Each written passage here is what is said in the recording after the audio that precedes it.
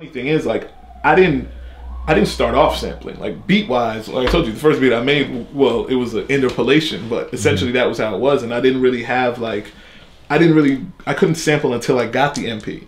You know, like I was everything I was making was original, you know, and that was my whole thing. It's like, oh yeah, you know, I'm making original beats, blah blah blah, whatever.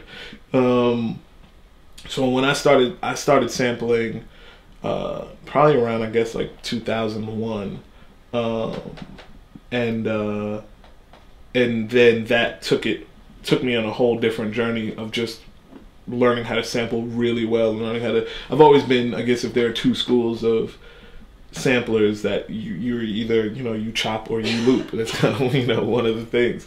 You can do both, but, you know, for me, naturally chopping is always what I'm gonna do. I'm always gonna try to find the smallest pieces of things, or at least figure out a way to make the melody, you know, a little bit different than what it was the first time, and try to make it sound like, feel like a seamless loop.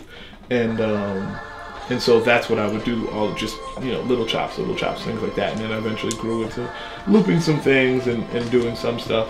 And then when the in crowd, kind of the whole process of that was when it went back to trying to figure out a way, just as I got better as a producer, you know, like using some of the original stuff that I had done as counter melodies to a lot of the sampling.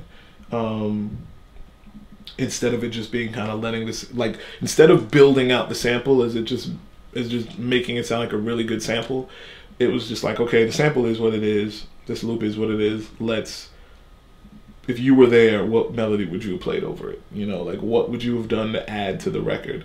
So really starting to do that rather than like layering, playing the strings over, playing the keys over, playing all of that stuff.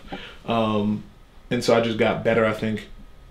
My ear got better musically doing that. But then our two biggest records off that album were sample free, essentially. You know, I mean, Driving Down the Block, besides the vocal, you know, is all original. So our biggest success was with original records. So going into the third album with Land of Make Believe, it was like, well, if our biggest success is with, you know, records without samples, let's try to do an entire record without it.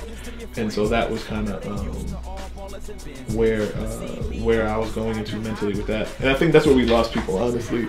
If there were people that weren't, you know, that weren't necessarily satisfied with the way the album sounded to them, because, you know, they're used to still hearing a sample, they're still used to hearing something like that. And for me, I wanted to do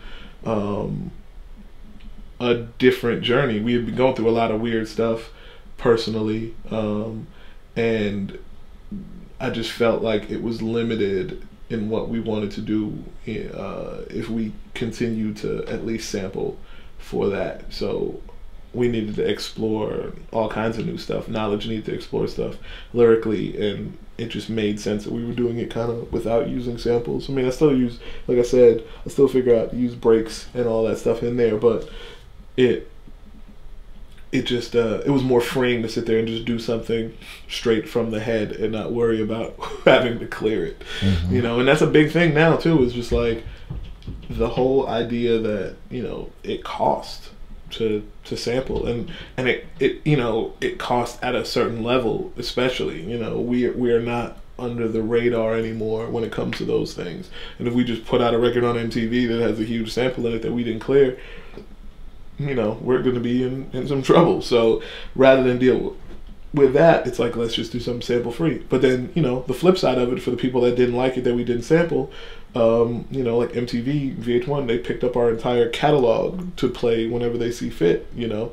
And that's a huge, going back to the original talk where we talked about surviving, you know, on Jersey Shore, Basketball Wives, The Berry Life, Football Wives, you know, like a ton of shows just across Viacom. So it's one of those things that, you know, you wouldn't have that ability if there was a sample in it. You got to get it how you get it in this game right now. There's no, there shouldn't be saying no to money at this point. So many people, man, they hit me, whether it be Facebook or Twitter, email.